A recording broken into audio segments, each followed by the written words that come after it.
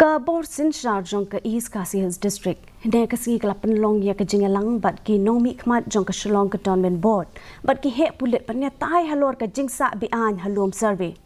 Habakre bakla pathai khu bor u Deputy Commissioner ka East Khasi Hills District u SC Sadhu ulaong ba ka sarkar kala panya ka kaipot halor ki kam ba ka Cantonment kala deple namar ba ka jaka ka de jong ka tanat ya dari.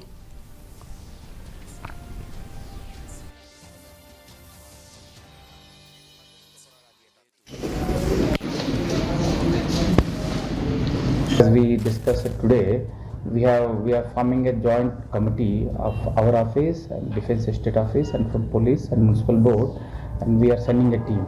So in addition to this law and order report that we are getting from the police, so as soon as we go for field inspection and verification, we will take immediate action to ensure that these activities should be stopped.